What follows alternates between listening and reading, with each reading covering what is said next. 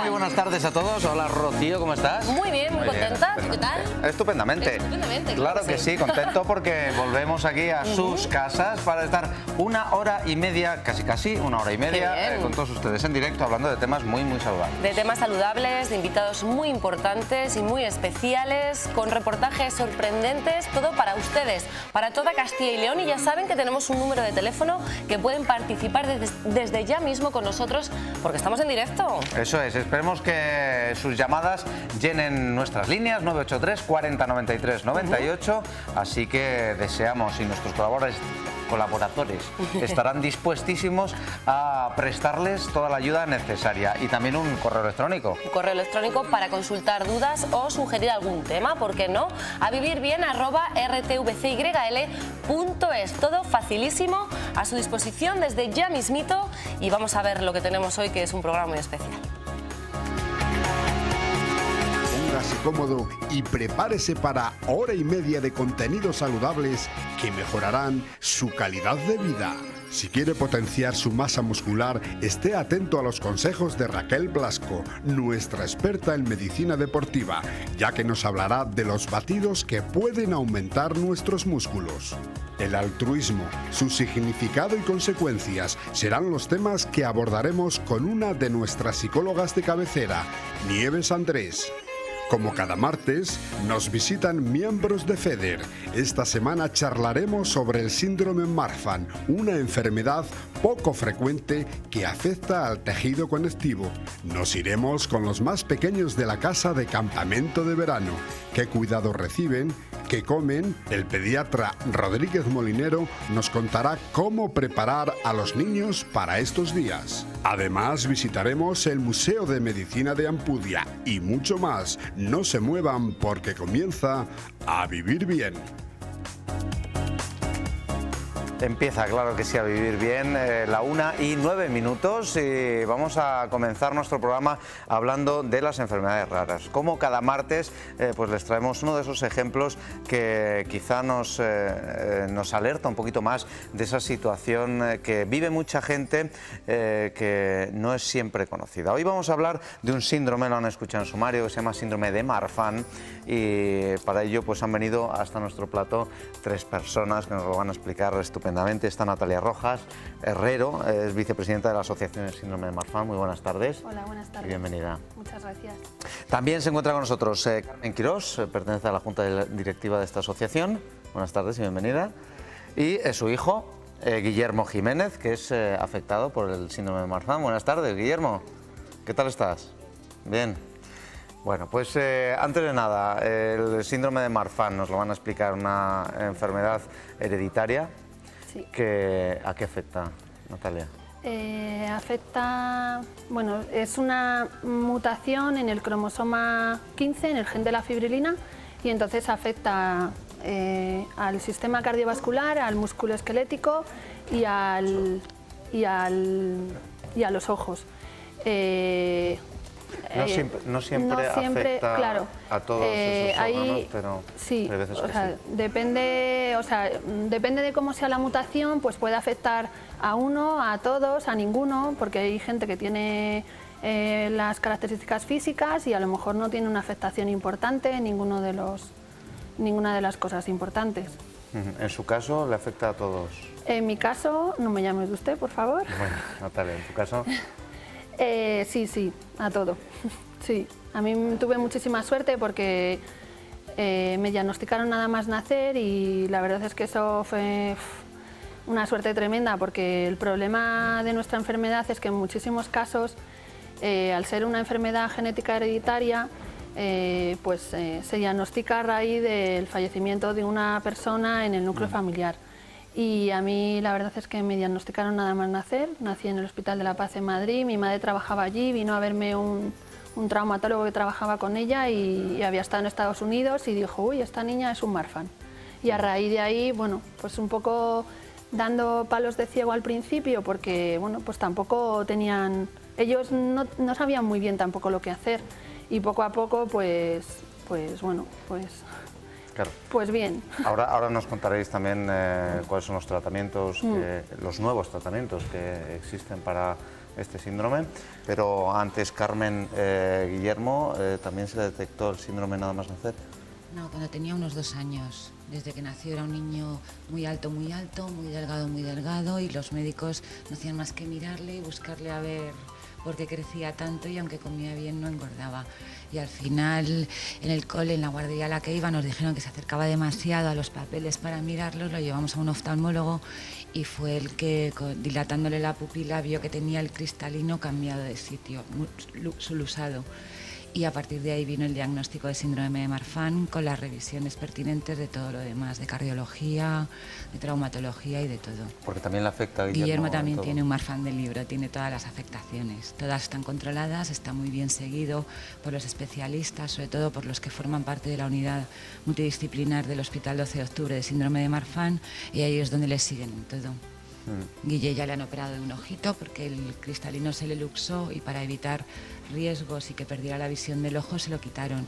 También está operado porque hoy por hoy el síndrome de Marfan no tiene una solución ni una cura, lo que tiene son todo medidas preventivas y soluciones para evitar riesgos mayores. Y a Guillermo, por ejemplo, le han operado ya de las caderas para evitar tener que ponerle unas prótesis con 20 años o 22 años. Y nada, está fenomenal. ¿Y eso le sirve, esa operación le sirve para toda la vida o puede volver a En degenerar? principio sí, en principio ya es la solución para evitar este problema. Ya veremos a ver con los años si es así, porque tampoco lleva muchos años la gente operada. En muchos casos son cirugías bastante novedosas, no muy extendidas, ni se practican habitualmente. Pero vamos, hoy por hoy, fenomenal, ¿verdad, Guille? Lo hablábamos hace tan solo una semana con una extraordinaria psicóloga, Diana Bashermanas, que nos decía que muchas veces los niños con algún tipo de enfermedad rara tienen algún tipo de discriminación en la escuela, en su entorno social.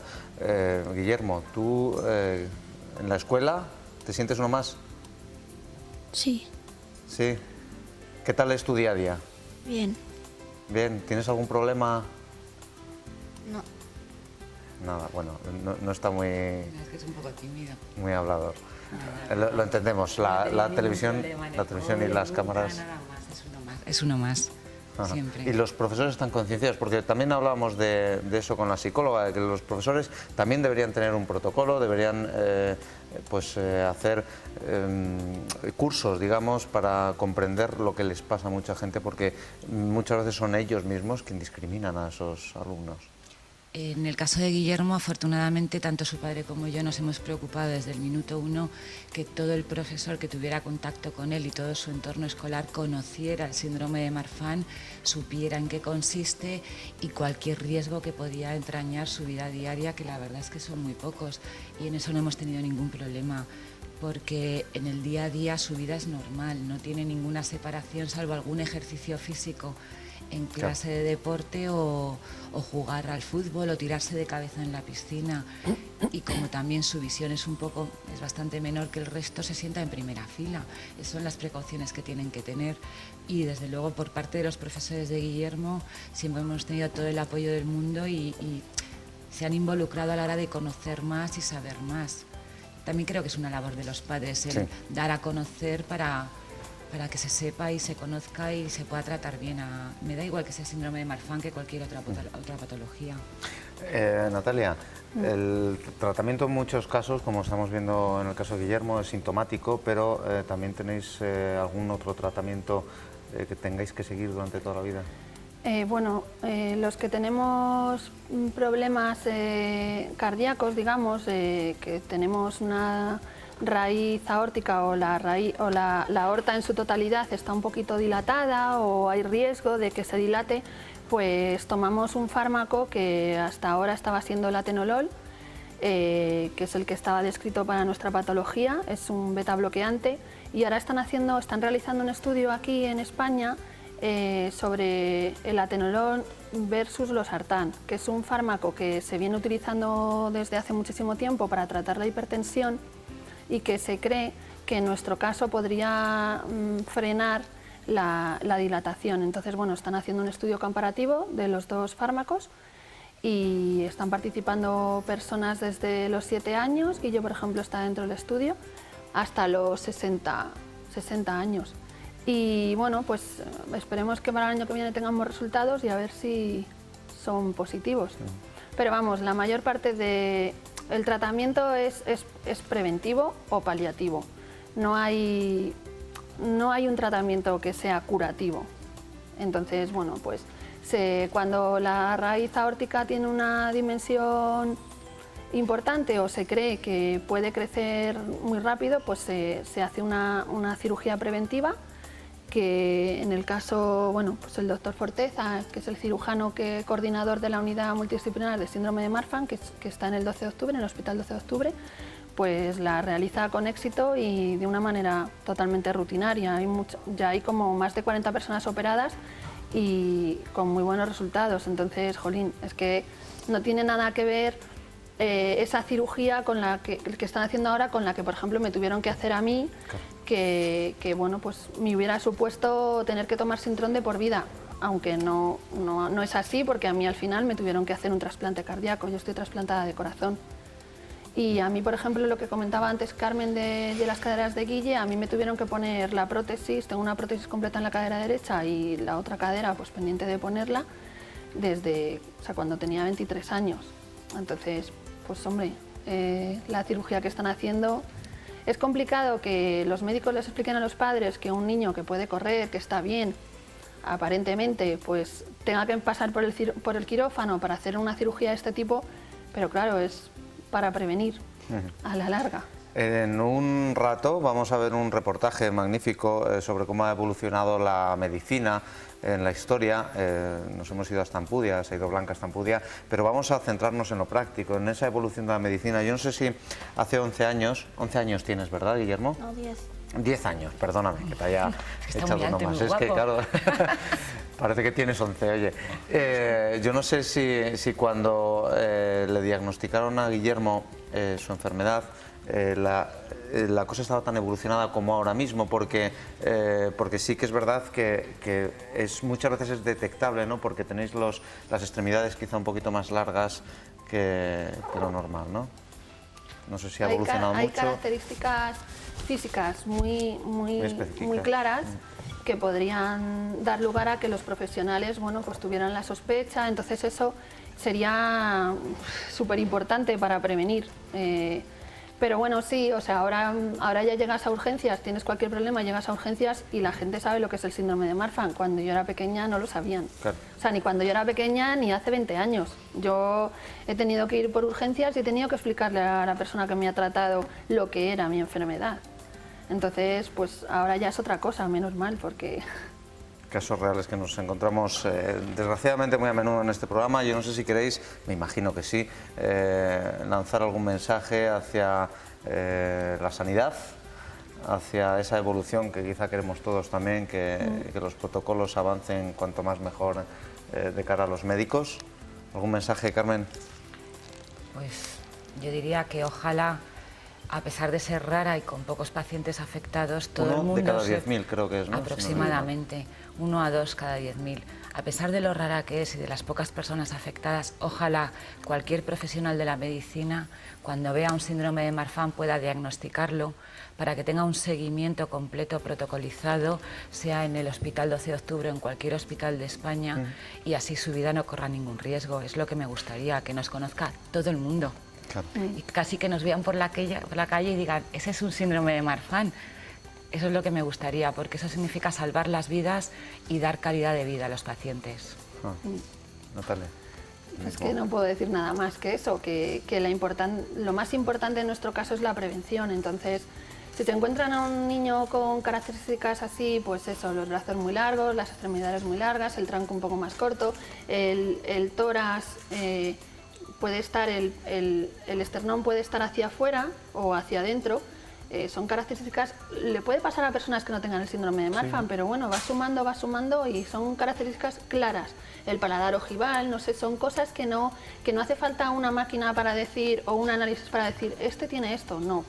Entonces lo más importante es eso, y que bueno, que no se limiten a los electrocardiogramas, que en nuestro caso pues no tiene mucho sentido, sino que vayan a hacer el diagnóstico con un ecocardiograma. Más que nada porque ese es el riesgo vital.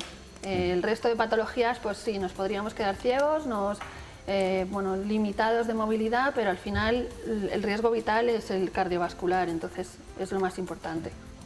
Guillermo, ¿algo que añadir, algo que decir, ya que estás aquí, ya que has venido desde Madrid?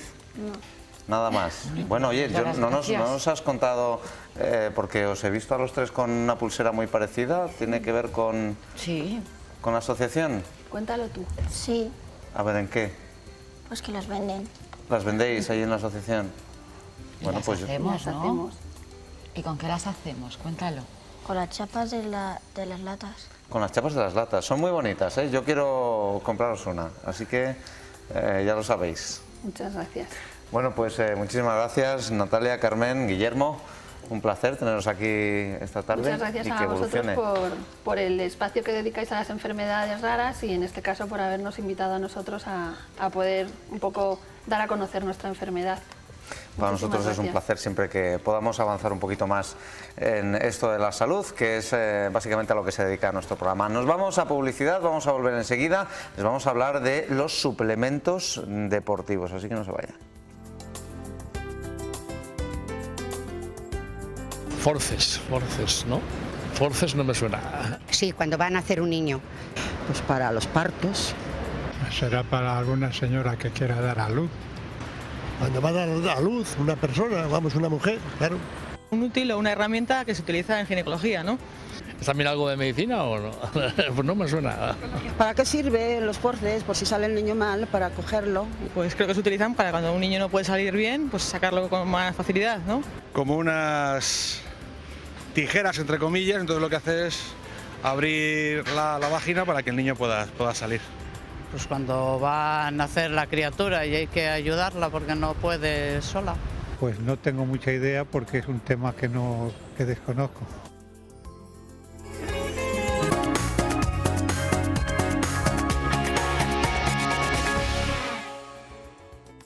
El forceps es un instrumento quirúrgico que se utiliza para facilitar la salida de la cabeza del bebé del canal del parto cuando surgen determinadas complicaciones. Hoy en día solo se usa de forma segura y en casos muy concretos. Hace unos años se utilizaba para hacer descender el feto hasta 10 centímetros, pero actualmente solo se emplea para los últimos 2 o 3. Este instrumento ayuda al bebé a salir cuando está casi fuera, pero no avanza por el canal del parto. Sujeta el cráneo por los dos lados para que el médico rote y tire de la cabeza. Este aparato actúa como si se tratara de un calzador. La verdadera fuerza expulsiva la realiza la parturienta, que debe empujar siguiendo las indicaciones de la matrona. Se utiliza cuando el expulsivo se prolonga demasiado por agotamiento materno o falta de cooperación y cuando se observa una pérdida de bienestar fetal. Por otro lado, en odontología se refiere al instrumento utilizado para la exodoncia de piezas dentarias. Se asemeja a un alicate de aproximadamente 17 centímetros de largo.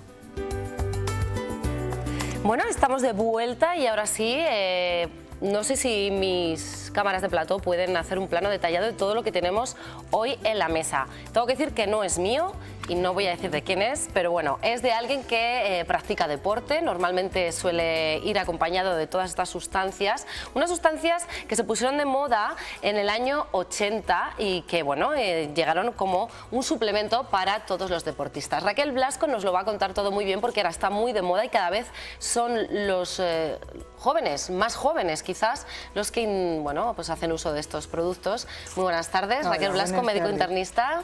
Buenas tardes, gracias por Rocío. estar con nosotros. Encantada, como siempre. Lo sé, y además vamos a hablar de un tema que Raquel sabe muchísimo de todo, de hecho conoce también el caso que acabamos de estar tratando en el programa hace muy poquito. Vamos a hablar de estos suplementos hormonales que son, bueno, se utilizaban como anabólicos hormonales, ¿no? No son hormonales.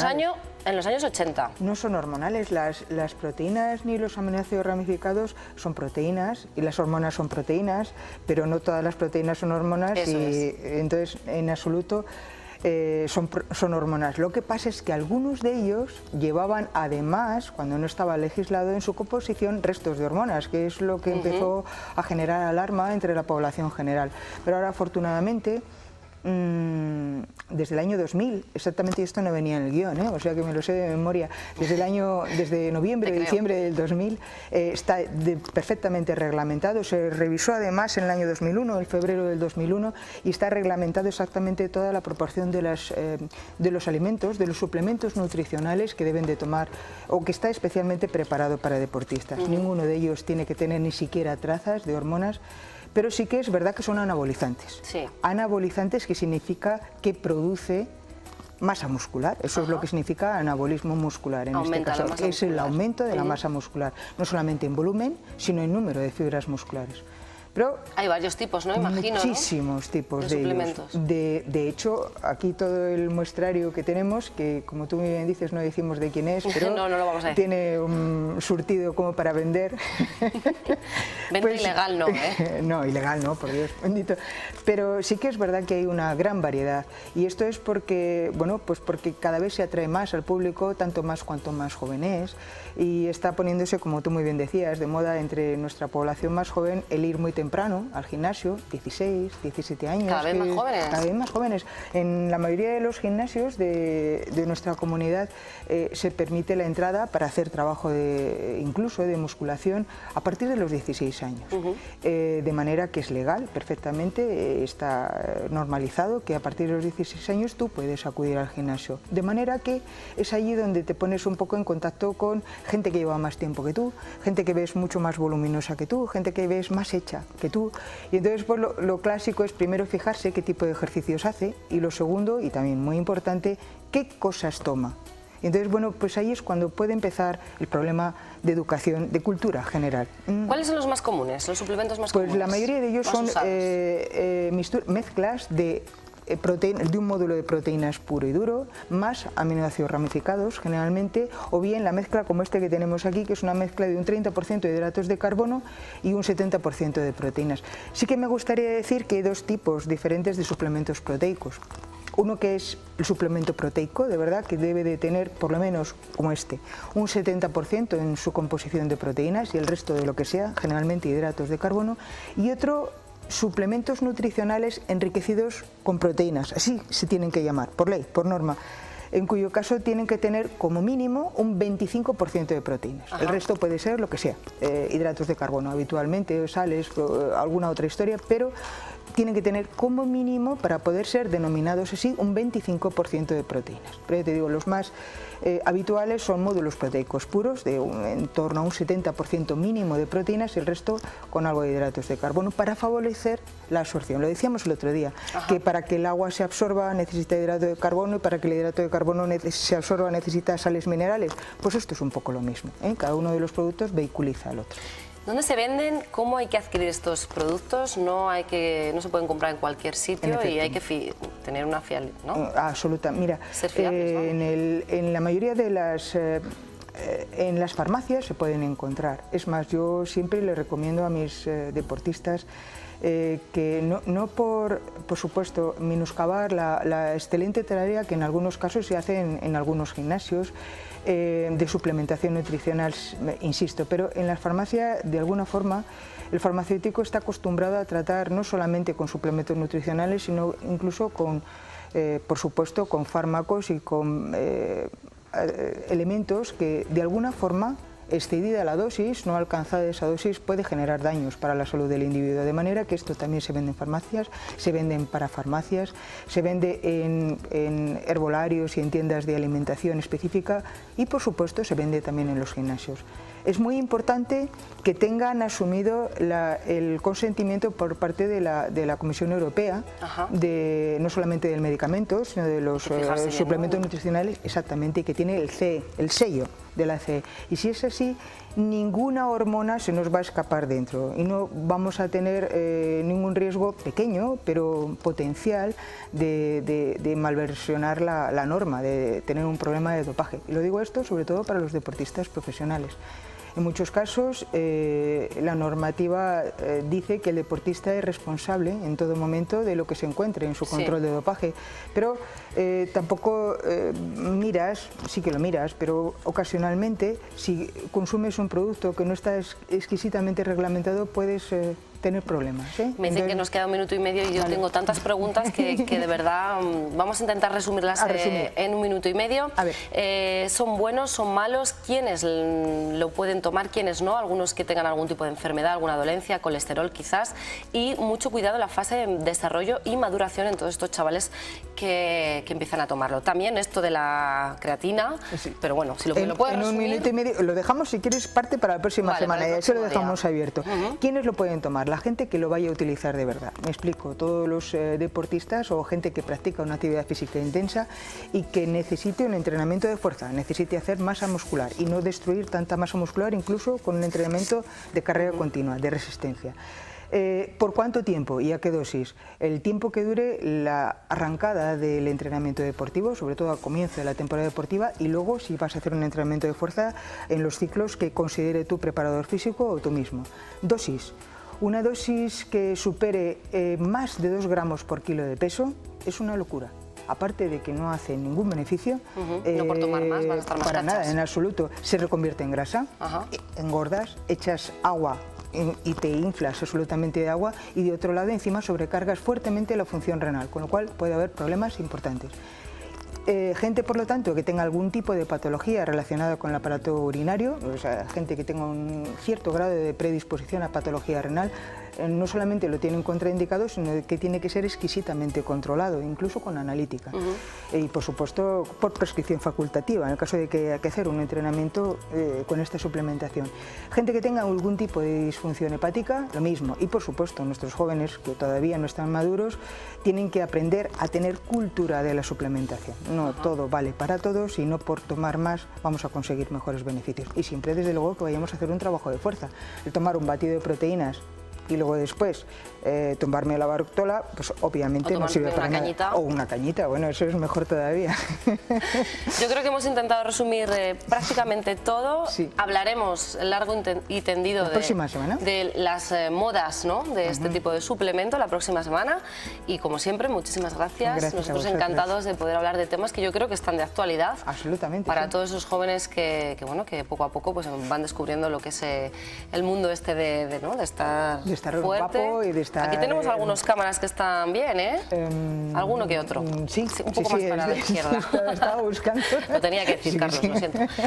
Nosotros encantados de hablar de estos temas con Raquel Blasco, que sabe muchísimo. Quédate conmigo porque ahora, antes de irnos a publicidad, yo no sé si sabes por qué se nos ponen los dedos, se nos arrugan cuando nos bañamos mucho en la piscina, o ¿lo sabes? Sí, lo sé. Cuéntanoslo.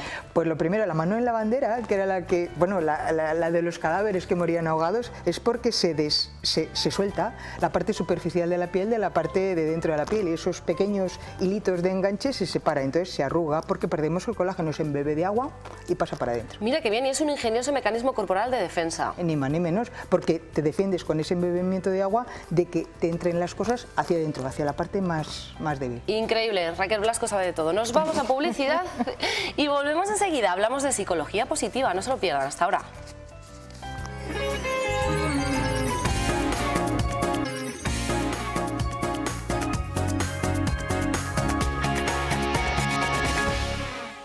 Espero que hayan aprendido mucho sobre esa suplementación deportiva. El próximo martes pues volveremos a hablar de ella, pero ahora nos vamos a centrar en la psicología positiva, en algo que mucha gente se cuestiona si existe o no existe. La palabra como tal existe, la definición como tal existe, pero yo no sé hasta qué punto el altruismo es real o no es real. Nieves Andrés, muy buenas tardes. Hola, buenas tardes. Pues la verdad es que sí, que es complicado, ¿no? Además, en los tiempos que vivimos, creer en el altruismo es un poco...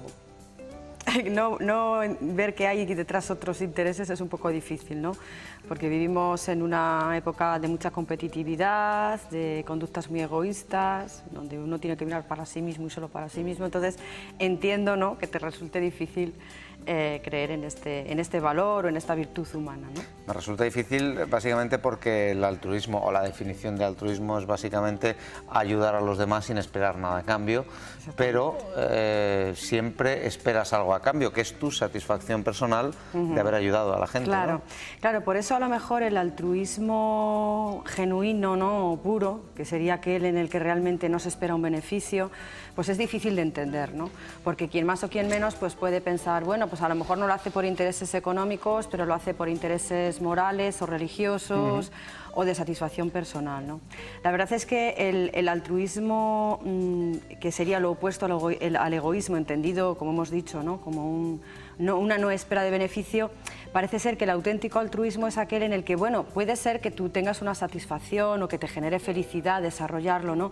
Pero que ese beneficio no sea inmediato o al menos no sea anticipado o sea palpable. Es decir, no lo estoy haciendo porque sé que a continuación voy a recibir esto. Es decir, cuando no hay una inmediatez, ¿no? Cuando yo lo hago y aunque sea algo moral o algo interno, realmente no está especificado. Entonces podemos decir que ese pudiera ser el altruismo verdadero.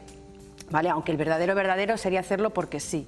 Entonces, bueno, todo depende de si creemos que el ser humano es bueno por naturaleza o es egoísta por naturaleza. Claro, la única forma de altruismo que se me ocurre, que nos llamen los que nos están viendo ahora mismo, 983 40 93 98, la única forma de altruismo que se me ocurre podría ser el morir por alguien, pero también en ese caso se puede estar buscando una gloria, una fama a posteriori. Claro, sí, fíjate, ese es uno de los ejemplos que yo traía, ¿no? Hombre, el mayor altruismo en ese sentido, fíjate, sería cuando no te da tiempo un poco a decidir que das la vida por otra persona. A mí se me ocurre cuando escuchamos noticias de personas que ayudan a personas o porque se están ahogando, o porque están siendo atacadas. Realmente es ese concederle un valor al otro. Es decir, el altruismo se olvida de uno mismo y le concede un valor importante al otro. Entonces, si yo veo que alguien se está ahogando, yo no estoy pensando que puedo perder la vida, simplemente estoy pensando que esa vida no se puede perder. Y entonces ejecuto, ¿no?, la acción de ir a ayudar, o si están agrediendo a una persona o lo que sea, ¿no? Entonces, ese quizás pudiera ser en el que realmente no estás pensando en una compensación. Sí que es verdad que cuando uno decide ir a una cruzada determinada donde sabe que va a perder la vida, puede esperar la gloria, ¿no? Pues a lo mejor las personas estas fanáticas, ¿no?, que se inmolan o que hacen cosas, pueden estar buscando el beneficio pues del más allá, ¿no?, o de una vida prometida, ¿no? Eso sí que es verdad. Pero bueno, hay distintos tipos de altruismos. Hay quien dice que, bueno, pues que el amor de madre o el amor de los padres es altruista. Hay quien dice que no, porque realmente hay quien piensa que los hijos son trofeos para los padres o que esperan que luego van a ser cuidados por ellos o de alguna manera... la satisfacción de que le has educado correctamente. Exactamente. En ese sentido es lo que digo, ¿no? Es que hay en concreto una persona que dice que los hijos son los trofeos de las madres, ¿no? Y luego mira a mi niño, qué guapo, y mira tal, y mira lo que he conseguido, y esto como que de alguna manera es nuestro yo, ¿no? La prolongación de nuestro yo, y cuanto mejor es ese hijo, pues mejor soy yo también, ¿no? Pero bueno, realmente podemos encontrarle ciertas utilidades o que nos sirven para cosas, con lo cual pues perdería esta sensación, ¿no?, de que no hay un beneficio para la persona. Pero bueno, yo lo traigo como valor, como virtud, como una forma de solidaridad. Parece que lo estamos denostando aquí y en absoluto el altruismo es bueno siempre. Vamos a ver las ventajas, ¿vale?, de alguna forma, que pueden ser para uno o también para la sociedad, porque es una forma de solidaridad entre las personas. Entonces, ventajoso puede ser pues como una forma de expresar nuestro amor o nuestro afecto. Es decir, también somos más altruistas con aquellas personas a las que queremos para demostrarles ese afecto o ese cariño. A modo de satisfacción, por lo que decías antes, ¿no?, porque me produce felicidad ver a los demás que están bien, ver que yo puedo ayudar a los demás. Puede ser beneficioso de cara a la autoestima, porque también si yo soy prosocial, si yo ayudo, si mis conductas o mis acciones al final benefician a otros, eso también me engrandece, ¿no? Claro. Me hace más competente, me hace más eficaz, luego mi autoestima también se ve mejorada. Y también puede mejorar mis lazos con los demás, porque la parte egoísta del altruismo es que yo creo lazos cooperativos, porque de alguna manera yo espero que el otro sea altruista conmigo. A lo mejor no que me devuelva en el momento el favor o la ayuda, pero a lo mejor en un momento dado decir, si yo estoy en armonía con mi comunidad, pues a lo mejor luego la comunidad también me va a ayudar a mí. Esa es la parte que vemos que no es tan de no egoísmo, ¿no?, el altruismo. Yo no sé si quieres decir algo más antes de entrar en el apartado cinematográfico. Bueno, pues algo más, pues que he leído por ahí que hay científicos alemanes que están tratando de buscar el gen del altruismo, porque bueno... ¿Hay un gen? No te digo más porque no he buceado más, ¿no? Pero bueno, hay por ahí gente que está estudiando a ver si hay genes que nos harían, ¿no?, un poco más prosociales. O sea, si hay alguna cosa biológica, ¿no?, o hereditaria que nos empujaría a ayudar a los demás. Porque la verdad es que en los casos que comentábamos antes, ¿no?, cuando yo no me pienso dos veces que veo a un señor en todo el medio del mar que se está ahogando y voy a por él, pues algo tengo que tener yo. También es un valor que a lo mejor me han educado en la infancia, ¿no?, o me han educado a mis mayores, pero bueno. Hay queda, ¿no? Es una virtud que existe, hay personas que lo desarrollan más, otras menos. Y luego pues hay autores, por ejemplo, Darwin decía que realmente sobrevive el más fuerte y que la evolución de la naturaleza se produce por eso, ¿no? Porque los más débiles van muriendo. Sin embargo, hay otras, las teorías del altruismo dicen que no, que precisamente el apoyo, la ayuda entre todos es lo que hace que sobreviva la especie, que evolucionemos. Es decir, como no, realmente, si es que no sabemos nada. No sabemos nada, estamos todavía un poquito expectantes de lo que pueda depararnos el futuro. Es que tenemos mucho todavía que desarrollar y que pensar en el mundo, así que nos va a dar juego. Bueno, y ahora sí vamos a ver esas películas que nos has traído, películas muy interesantes. Muy interesantes. Bueno, pues la primera es... Cadena de favores. Eso es Cadena de favores. Realmente cuenta la historia de un niño que en un momento dado pues, crea, ¿no?, un sistema o una forma de poder... ayudar a los demás, pero sobre todo de poder pagar por anticipado los favores, ¿vale? Creo que el título original es Pay Forward y es eso, ¿no? Entonces, bueno, causa mucho furor. Él lo regala altruistamente, es decir, a él se le ocurre esa forma de alguna manera... Además es un trabajo de clase. Sí, es un trabajo de clase y entonces él crea, ¿no?, ese sistema para poder anticipadamente decir, bueno, pues yo tengo ya pagados 70 favores, ¿no? Aunque no sean a la persona que me los hace. Entonces, bueno, causa mucho furor y bueno, pues aquí vemos un poquito cómo lo entrega, ¿no?, o lo regala con toda la generosidad, pero tú fíjate la gente, ¿no?, enseguida el decir, bueno, pues a ver, voy a hacer un acopio, ¿no?, hay una mochila de favores devueltos para cuando me los den, ¿no? Me encantó esta película. Me gustó. La siguiente película que he escogido es la de Todo sobre mi madre, pues porque refleja bastante lo que te decía antes, ¿no? Esa idea de que la madre pues ama desinteresadamente, es un amor genuino, altruista, desinteresado, y sobre todo porque hay una parte en la que le pregunta, ¿te prostituirías por mí? Es decir, ¿hasta dónde llega el amor, ¿no?, de una persona, o el amor de una madre para llegar a hacer cosas pues insospechadas, ¿no? Le he cogido un poco por eso, por esa actitud que tiene aquí la protagonista en la película, ¿no? Extraordinaria, extraordinaria de Almodóvar. Y luego la tercera que he traído realmente está recién cocinada porque es del Festival de Cannes de 2011 y se titula El niño de la bicicleta y bueno, pues también es una historia bonita en este sentido que hablamos porque es un niño que en un momento dado ha sido dejado en una casa de acogida por su padre, entonces él está buscando, ¿no?, constantemente a su padre y conoce a esta mujer que es peluquera y bueno, pues la mujer empieza a decirle, venga, pues quédate en mi casa los fines de semana, o sea, de primeras altruistamente, ¿no?, le ofrece su casa, le ofrece convivir con ella y se va generando además un amor especial, ¿no?, que al chico le va a servir pues para poder resolver pues toda la rabia y todo el dolor que tiene él por este abandono del padre. Y bueno, pues estas tres películas son las que he escogido. Bueno, he de decir que yo todavía no la he visto, pero... No, porque está recién cocinada, es francesa, belga, italiana, me parece. Y el título es en francés, no recuerdo ahora cuál es el título, pero es el niño de la bicicleta. Bueno, pues esas tres películas, Cadena de favores, Todo sobre mi madre y El niño de la bicicleta, son las películas recomendadas hoy en torno al altruismo que nos presenta Nieves Andrés, pero como siempre también nos trae un libro. Un libro, bueno, hay muchísimos libros escritos sobre altruismo, sí, ¿no? Realmente lo que tendríamos que hacer es ponerlo en juego, ¿verdad?, los que queramos. Y he escogido el libro de Lee Alan Dugatkin que se titula ¿Qué es el altruismo? Entonces, bueno, pues ahí desarrolla un poco él distintos aspectos, distintos matices sobre esta virtud humana. ¿Y para Nieves qué es exactamente el altruismo? Yo la verdad es que lo comentábamos antes de... Pero para ti de forma personal. Para mí el altruismo realmente sí que es ese ponerse, ¿no?, al servicio de los demás, es realmente tener la satisfacción de ayudar a los demás, pero realmente no por nada inmediato. O sea, sí que es verdad que como nos va a generar satisfacción personal, es esa parte egoísta, ¿no? Pero yo creo que es eso, simplemente el hacerlo porque sí, porque me apetece que la gente esté bien, porque valoro al ser humano y entonces no soporto de alguna manera ver que yo puedo ayudar y no ayudo, ¿no? Pero tampoco creo demasiado en el altruismo.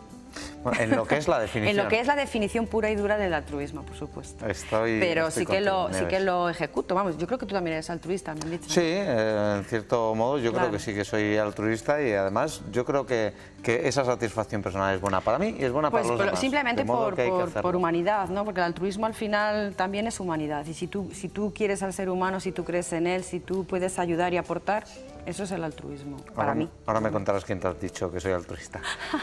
Nieves, muchísimas gracias. A ti. Hoy el altruismo lo hemos tratado dentro de nuestro apartado de psicología positiva, y nosotros desde aquí también les animamos a todos ustedes que se conviertan un poco en altruistas. Vamos a publicidad. A vuelta de la misma les vamos a hablar de pediatría, pero en concreto, como ya se acercan esos campamentos infantiles, pues vamos a ver qué es lo que tiene que hacer un padre para preparar a su hijo, o un abuelo para preparar a su nieto, para que se vaya de campamento y lo lleve todo consigo. No se vaya. Bacterias contra bacterias, eso es el yogur, un producto lácteo que contiene cultivos vivos como Lactobacillus o los famosos Bifidus, bacterias beneficiosas que atacan y destruyen las malignas, permitiendo que los intestinos absorban fácilmente otros nutrientes esenciales. Las bacterias sintetizan la vitamina B, el ácido fólico y la vitamina B12, que ayuda a combatir la depresión.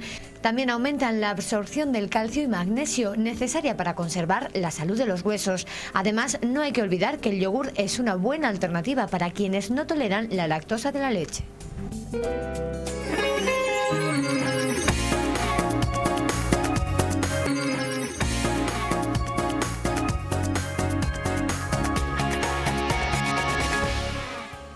Son las 2:06, seguimos en A Vivir Bien y es el momento de hablarles de niños, de hablar de pediatría. Está como cada martes con nosotros nuestro querido pediatra Luis Rodríguez Molinero. Muy buenas tardes. Muy buenas tardes. ¿Cómo estás? Estupendamente. Estupendamente. Ya con el calor encima. Sí, ¿estás preparando el campamento de los niños o no? Bueno, mis hijos ya son mayorcitos, ¿no? Son mayores. Pero tienen su propio... Es que siempre nos has hablado de tus hijos, pero nunca hemos sabido la edad que tienen. Pues mis hijas, yo no tengo hijos, son hijas. Son hijas. Tengo 3 hijas, Helen, que tiene 30... Elisa, que tiene 23, y Adela, que tiene 18. No están para campamentos ya. ya. No están para campamentos ya, ¿no? Justamente es una edad en que ellos organizan sus campamentos, lo digo, sus campamentos entre comillas. No esperaba yo, no eres tan mayor como para tener hijos de 30 si ya, ¿eh? Si yo te contara. Quería decir que la edad es muy importante, porque cuando hablamos de tiempo libre y ocio, en niños menores de 12 años es cuando los padres organizamos su tiempo libre. Pero entre 12 y 16... son los hay que, digamos, negociar. Es una palabra muy importante hoy día en las familias. Negociar las decisiones junto con sus gustos. Pero por encima de 16 años nuestros hijos ya son capaces de organizarse su tiempo libre. Sí. Y además insisto mucho en lo del tiempo libre, porque durante todo el año escolar hemos estado deseando tener tiempo libre. Porque el tiempo libre, como su nombre indica, es el tiempo en el que nosotros nos sentimos libres. Y yo desearía que la gente organizara su tiempo libre con total libertad, de tal modo que fuera un complemento a todo ese año, digamos, de exigencias, de competitividad, de exámenes, de prisas, de horarios escolares, que el fin de semana no ha dado lugar para descansar, para un descanso prolongado. Por tanto, ahora que viene el verano, ahora que son las vacaciones por excelencia, disfrutemos del tiempo libre y organicémoslo bien. Por favor, organicémoslo bien. Y vamos a organizar esos campamentos infantiles en los que muchas veces pues los padres no saben cómo gestionarlos, no saben cómo van a comer allí los niños, qué atención les van a prestar también los monitores del campamento, si les van a dar esa protección solar que llevan. ¿Cómo tenemos que preparar a los hijos? Bueno, para yo creo que hoy día campamentos? hay una regulación de campamentos y hay unas instituciones que lo hacen muy bien. Yo recuerdo hace 40 años, cuando yo llegué a ser jefe de varios campamentos scouts, en aquella época las condiciones eran muy distintas a las de ahora, ¿no? Ahora mismo todo está muy regulado, tiene todo, digamos, una supervisión oficial y sanitaria exquisita, y por tanto no son ni mucho menos los riesgos. En contra, pierde un poco el romanticismo y la sensación de aventura que años atrás teníamos nosotros, ¿no? Pero ahora está perfectamente organizado. Sí. Pero ¿qué peligros? ¿Qué peligros? Sí. Los más importantes, los peligros son de la excesiva, digamos, necesidad que tienen los chavales, algunos chicos impulsivos, muy activos, de disfrutar de esa naturaleza que supone el campamento, y en ocasiones el peligro más importante son los accidentes. Accidentes que bueno, pueden venir determinados de cualquier manera. Porque no olvidemos que estamos en la naturaleza. Claro, los lagos... Los campamentos se organizan en parajes muy bonitos, generalmente de montaña, también de mar. Entonces los peligros proceden de actividades deportivas, de actividades al aire libre un tanto mal controladas o la excesiva, digamos, osadía de algunos chicos que ponen a prueba sus habilidades sin estar suficientemente entrenados, ¿no? Todos los años por esa gallardía, ¿no?, que muchas veces surge en esas edades. Pero ahí es muy importante el papel de los monitores, que se les supone con más preparación y que son capaces de diferenciar a aquellos muchachos que son intrépidos y que, digamos, utilizan las actividades por encima de sus posibilidades, ¿no? Pero es difícil controlar a tanto niño junto, tanto intrépido también. Yo no sé si en los campamentos las ratios monitor por número de niños están bien, si faltan monitores. Bueno, eso depende, claro, depende de cada campamento, ¿no? Pero insisto, si se cumplen la normativa vigente, digamos, está muy bien estructurado y los monitores son gentes que están especializados en tiempo libre, son gente preparada, son gente que han hecho cursos y son gente que tiene una preparación y que además tiene una cosa importante, que les gusta esta actividad y saben perfectamente que el enemigo número uno de un campamento es que haya un disgusto físico, que haya un accidente y que haya una desgracia, y esas cosas las tienen muy en cuenta. Y yo conozco muchos campamentos y conozco muchos monitores de tiempo libre y son gente, iba a decir, no son profesionales, pero se comportan como si lo fueran. Después en estos campamentos, o antes de los campamentos, la preparación, los padres muchas veces no saben cómo preparar a sus hijos porque hay en ocasiones que los niños no se quieren desvincular del afecto de los padres en estas vacaciones y no quieren ir, después ya vienen eufóricos, o hay muchos niños que se da el caso que piden a los padres que vuelvan a por ellos. Ya. ¿Cómo mentalizar? Sí, es verdad que, bueno, que los padres a veces no cuentan con la voluntad del niño. Estamos hablando de niños por debajo de 12 años, donde los padres organizan el tiempo de su niño. Y no se dan cuenta que algunos niños todavía siguen teniendo un apego muy fuerte con su familia, de tal modo que la separación de su familia supone para ellos una situación muy estresante, emocionalmente hablando. Pero para eso está un poco la preparación anterior. Un campamento que se hace en julio, se suelen inscribir a veces en marzo. Por tanto, tenemos 1, 2 o 3 meses donde, digamos, se va mentalizando al muchacho de que el día 1 de julio, el día 15 de julio, el día 1 de agosto, o el día 15 de agosto, el día que sea, y además a veces participan en actividades previas donde se informan lo que se va a hacer, ponen fotografía del paraje donde se va a ir, etcétera, etcétera. Por tanto, yo creo que hay una preparación. No obstante, es verdad, que igual que cuando se inicia el colegio, que hay algunos niños que sienten, digamos, problemas de separación con sus padres, es verdad, pero yo creo que eso forma parte también de un poco de la socialización. No olvidemos que una de las grandes ventajas de este tipo de actividades, digamos, de vacaciones de los niños es que aprendan a socializarse, que experimenten las ventajas que tienen otro ambiente que no sea la familia. Y es otro ambiente que también es tan educativo, más como la propia familia, que se entablan nuevas amistades, que se entablan nuevas relaciones, que se crean nuevos apegos. De tal modo que a lo mejor ese pequeño problema que puede tener el primer día, a partir del segundo, el tercero o el cuarto día ya está desaparecido. Y si no se pasa esos problemas que tienen los niños, ¿hay que ir a buscarles o no? Porque muchas veces supondría como otorgarles un capricho. Y puede suceder que eso pase. Pero yo creo que hay que analizar cada caso. En algunos casos puede proceder perfectamente de acuerdo con los monitores, exponer el problema para que ellos lo contemplen y, digamos, supervisionen un poco la conducta, pero en otros casos realmente es una situación emocional que para el chaval lo pasa muy mal y lo que hace es, naturalmente, poner como urgencia ir a recuperar al chico. Es raro, claro. Es raro, pero puede suceder, sí. Y después, ¿a qué otros peligros se enfrentan? Es decir, ¿tienen que meterle en el neceser la crema o eso ya se encargan los monitores? Bueno, porque los padres también se acongojan un poquito. Sí, ¿no? Los peligros de estos periodos vacacionales, ya sea campamento, colonias o como se quiera llamar, aparte de los físicos que hemos comentado, probablemente sean los más visibles, los más objetivos. Hay también peligros personales, en cuanto a que los niños se enfrentan de repente con un ambiente nuevo. Hay también peligros familiares, en que los propios padres experimentan qué es lo que pasa en ausencia del niño. Hay peligros sociales, en que los chavales aparecen enemistades y cosas que a los adultos a veces nos sorprende mucho y nos hace mucha gracia, pero los chavales lo viven como verdaderas situaciones dramáticas, muy estresantes, ¿no? Por muchas razones que han podido suceder dentro del periodo de vacaciones, ¿no?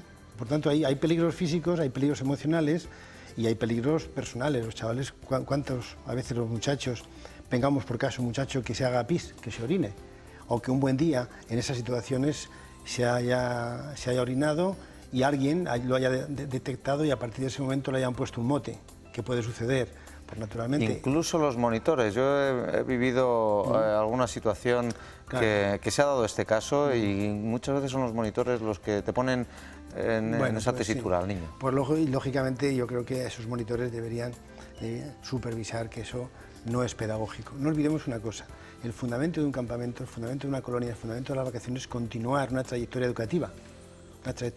Lo mismo que se ha aprendido en la escuela, lo mismo que se ha aprendido en la familia, en otro ambiente y a ser posible aumentado. Por tanto, digamos, todo aquello que suponga un fallo en el sistema educativo, por ejemplo, insultar a un niño, por ejemplo, ponerle un mote o llamarle o descalificarle de alguna manera, eso supone un atentado contra la educación. Por tanto, eso no es nunca asumible ni en un campamento ni en ningún sitio. Cualquier problema que tenga un padre con ese niño, es decir, por ejemplo, un niño que se sigue meando o que se mea de vez en cuando en la cama, algún tipo de alergia, ¿tienen que alertar los padres a los monitores? Sí. Nosotros precisamente estos días, con cierta frecuencia, en algunos casos hemos hecho informes clínicos para que el muchacho, los directivos o organizadores de la colonia, del campamento, sepan los problemas que tiene este niño o los problemas que pueden surgir. De cara a aquellos, hay muchos muchachos que van a campamentos que toman medicaciones de diferentes tipos. Entonces, los monitores tienen que ser los que supervisen esa medicación, los que sepan los peligros que pueden tener, y en algún caso especial hay que reconocer que hay campamentos para niños problemáticos, como pues son los niños diabéticos. O los niños asmáticos. Naturalmente, esos campamentos muy especiales son campamentos donde tienen perfectamente asumido las urgencias que puede tener un niño diabético en un campamento. Lo tienen asumido. Y en último término tienen informes clínicos donde se les aconsejan y se les orienta en este caso. Y yo generalmente lo que hago es dar incluso el teléfono mío para que en un momento determinado me llamen, porque yo conozco al muchacho y en un momento determinado me pueden llamar para que yo desde el teléfono se les pueda informar. En cualquier caso, Luis, me imagino que aconsejas a todos los padres que en algún momento en la vida, ¿a qué edad es la idónea para que se vayan de campamento? Bueno, ¿La primera vez? No hay una edad, pero por encima de los 6, 7 años yo creo que es una edad estupenda. Naturalmente hay muchachos que el desapego familiar lo hacen pronto y hay otros muchachos que lo hacen más tarde. Pero por lo general, en una media entre 8 y 9 años, una edad estupenda, y de ahí para adelante hasta cuando quieran. Y se lo van a pasar pipa, yo también lo aconsejo porque yo me lo he pasado divinamente. Y además, muy importante, es que los padres también descansan, que es importante. También, muchas veces es lo que buscan también los padres. Muy bien. Luis Rodríguez Molinero, muchísimas gracias. Muchas gracias. Nos vemos el martes que viene, todavía nos queda un programa para hablar de cosas muy interesantes. Que el calor no sea propicio. Bueno, y Luis Rodríguez Molinero ha sido una de esas personas que ha visto evolucionar la medicina de una forma alucinante. Nosotros nos vamos a pasear por Ampudia. Blanca ha estado en un museo muy especial, véanlo.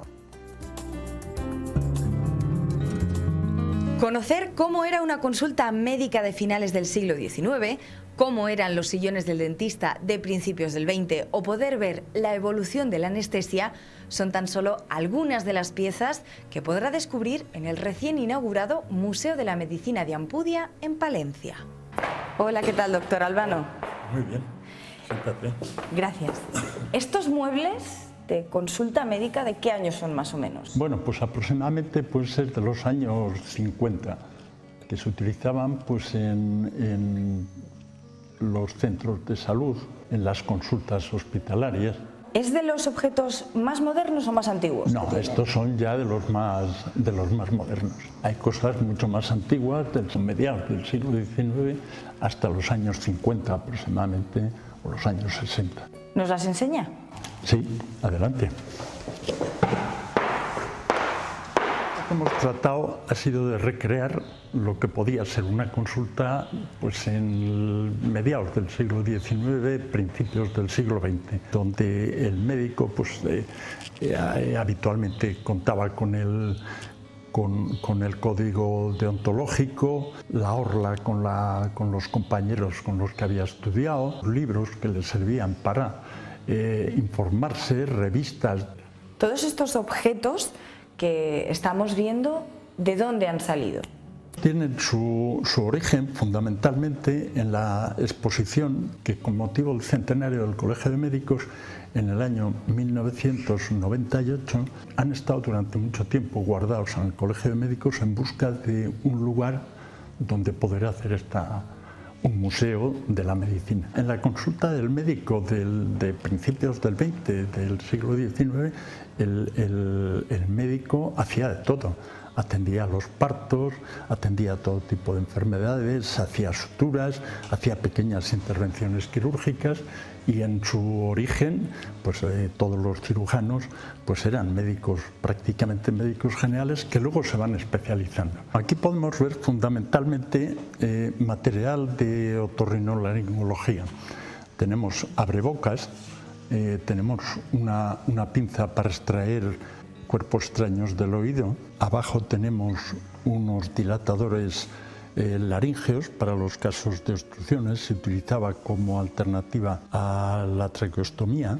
Tenemos también un dedil que evitaba que al médico le mordiesen los niños cuando le iba a explorar las adenoides. Aparatos que son para exploración de la laringe, un espejo frontal. Y ya por último una caja de litinados, un medicamento que se utilizaba antaño mucho. Hay muchos aparatos que son iguales, es decir, a lo mejor ahora en otros materiales o... Bueno, sí, la verdad es que ha cambiado mucho, ¿no? Hay muchas cosas que ya no se utilizan. En segundo lugar, hoy se utiliza mucho material de un solo uso. Se hace microcirugía, ya no se hace la cirugía que se hacía antes, las técnicas son diferentes. Y un poco lo que queremos expresar en esta exposición es precisamente cómo ha evolucionado la medicina y cómo lo técnicamente novedoso en un tiempo se convierte en obsoleto, y que lo único que realmente permanece es la mentalidad humana en su deseo de avanzar, descubrir y encontrar cosas nuevas. Ahí hay una caja de autopsias, bisturís. La diferencia es que hoy en día se utilizan bisturís con hoja intercambiable, mientras que estos son fijos y, como veis, son de madera, los mangos. Funcionan prácticamente todos. Ahí estamos viendo una colección de agujas de diferentes tipos y de diferentes épocas, y ágrafes y pinzas para los ágrafes, para la curación de las heridas, la sutura de las heridas. Estas mascarillas son con lo que se empieza un poco la anestesia. Sobre esas mascarillas metálicas se colocaba un paño y en él se iba goteando el cloroformo o el éter con el que se adormilaba al paciente. Hasta principios del siglo XIX prácticamente la medicina era muy poco efectiva. Y no había grandes diferencias, no ya solo entre provincias de Castilla y León, sino en general en el mundo, ¿no? No había grandes avances, y es a partir del siglo XIX cuando se empieza a descubrir la asepsia, cuando se empieza a descubrir los rayos X, y cuando se descubre la anestesia, pues cuando se produce el gran avance. Lo más frecuente pues eran las amputaciones de miembros, cosas externas, pero meterse en la cavidad abdominal pues era absolutamente impensable. Una caja a la que yo le tengo mucho cariño, que es una caja del siglo XIX de cirugía, que era el instrumental que llevaban los cirujanos de los barcos de la Armada o del Ejército.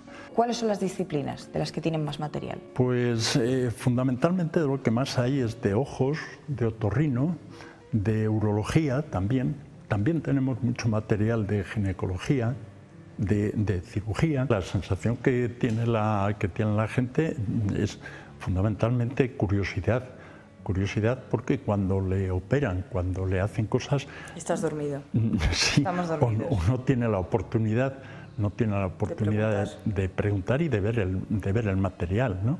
Y sobre todo porque, como decía antes, nos explica un poco la evolución que ha tenido la medicina a lo largo de este tiempo. Junto a la permanente realizan exposiciones temporales para dar a conocer los cientos de objetos que muestran nuestro pasado en el campo de la medicina.